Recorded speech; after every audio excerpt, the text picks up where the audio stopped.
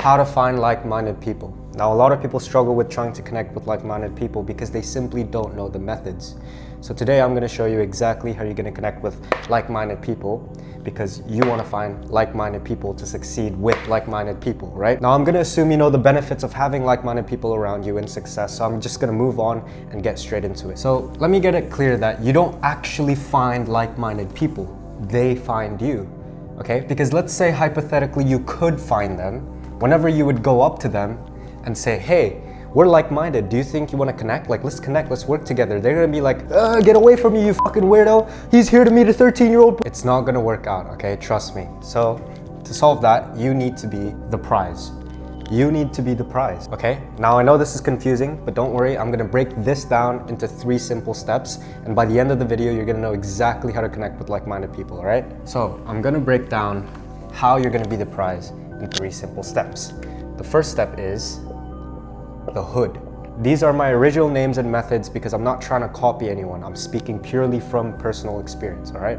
So to find like-minded people, we need to know where to look, obviously, right? But before that, we need to define what like-minded means to you. Who are you trying to connect with? Are you a gym rat that wants to create a gym business? Are you an ice cream merchant that wants to create a franchise? Are you a sneakerhead that's trying to get into drop shipping with sneakers? What are you, right? You need to define what like-minded means to you and what you need to look for, okay? Now, after you've found the what, you need to think of the where. Which hood or neighborhood are they most likely to hang out in? Is it networking cafes? Is it Facebook groups? Is it Discord groups?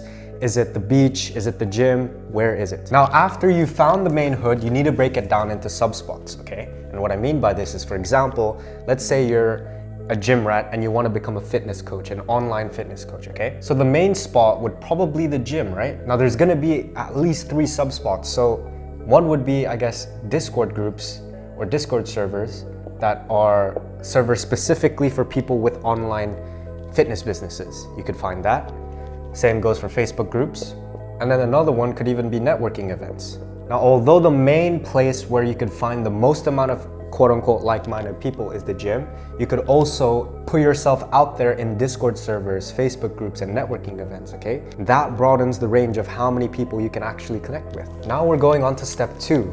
I know this is fast because I'm not here to waste time, right? I'm here to make sure you connect with like-minded people ASAP. The second step I like to call the trial. So now that you've found the hood and you found the people you need to connect with, there's still a lot to do, all right? It doesn't mean every single person you meet is going to be like-minded or compatible with you. So we need to put them through the trial. So here you need to remember the reason why you're looking for like-minded people, okay? So let's take the same example of a gym rat trying to become an online fitness coach, okay? And let's say this gym rat enters a room with 1,000 potential like-minded people. Now what you need to know is that everyone there does not know you or what you do, okay? So what do we need to do? You need to start talking. Keep the reason top of mind and start talking to people, okay? Now, if the reason is to create an online fitness business, you want to talk to people with an online fitness business, right? So a room full of 1,000 people now turns into about 500. So you've cut down a lot of the leads. When I say leads, I mean like-minded people. Now I want you to just start approaching them, DMing them, chatting them, wherever the location is, and start with a compliment, right? I'm not here to teach you how to communicate. I'm just here to teach you how to connect with like-minded people. But the easiest way would be to start with a compliment and then continue on with small talk. Now, small talk is very, very important because in this few minutes of small talk between you and the other person, you get to find out a lot about the other person and truly see if there is a connection to be built. Because let's say out of the 500 people you reach out to, probably 30 to 50% of the people aren't gonna be on the same wavelength or the same frequency as you. And what I mean by that is some people just don't match your vibe, okay? And you could easily save so much time by just doing small talk and figuring out if they match your vibe, okay? So the whole point of the trial is to find out if there's a subconscious connection between you and the other person. And let's say there is a subconscious connection and you guys are pretty compatible with each other and there's a connection, then we can move on to step 3. Step 3, I like to call the value stage or the value phase. Now keep in mind, at this point, they still don't know what you do, okay? Small talk means you probably know their name, age, or the place of birth, and some basic little information like that. You don't actually know what they do and how they can help you or how you can help them, right? So if you did everything correctly and you found out that there's a connection between you guys and there's a matching vibe between you guys, then you can start to steer the conversation into the topic of interest.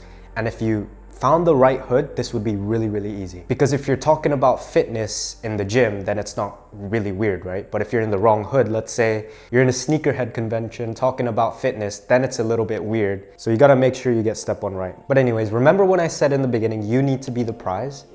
Well, this I like to call the value stage, because at this point you're gonna have to give away some value. And what I mean by that is people don't make connections with people for no reason at all. Okay, there has to be some kind of reason. So you need to evaluate yourself. Yes, you want to steer the conversation, but also you want to steer it in your favor. So what do you bring to the table? If you're a gym rat trying to start an online fitness business, you're probably going to go connect with people that already have online fitness businesses. But why would they want to connect with you when they're already successful with their online business? What value could you bring to the connection? Because if the value is one-sided, then you're just using them. It's not a like-minded connection. It's just a fake friendship.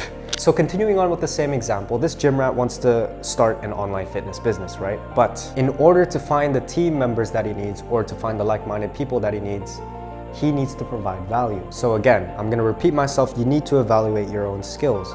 Maybe this guy has a lot of knowledge on diet plans and nutrition. So that could be a starting point. So in this conversation, when you start providing the value, you can start asking questions about if their online fitness business has anything regarding diet plans or nutrition plans. And if they say no, then you can start giving them advice for free. Now, this is the most important part, okay? This is crucial. You cannot F this up, okay?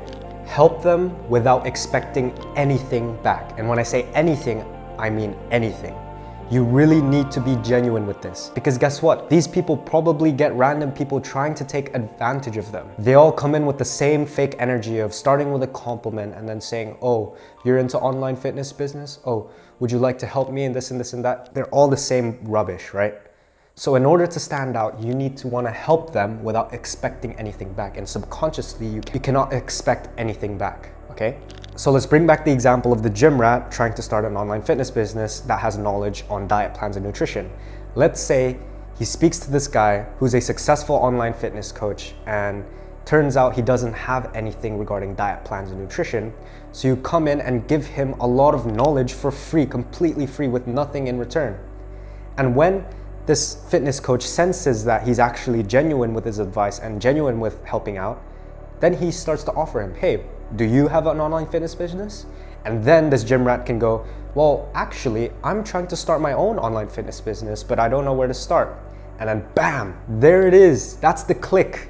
Now they could start helping each other. There's a value exchange. And that's basically how you find like-minded people. Now you guys can work together because you guys benefit each other and you guys are on the same path and on the same goal. That's what you call like-minded connections, all right? So that's basically the last step and the final test you do to see if they're actually like-minded. And there's actually 3 different outcomes that could happen. Now, the one I just said before was C, which is the best outcome and the only outcome. But A, let's say you give your value, but they don't reciprocate the same energy back. Then that means they are not like-minded. Then you can cross them off and then go on to the next one. But obviously don't be so literal about it. You don't want to be like, hey, having a conversation and then you realize they're not giving the same energy back. You can't just walk off. That's bad etiquette, okay? And then B, let's say you give your value and they reciprocate the same energy back, but it's something that you don't really need. So let's take the same example of the gym rat.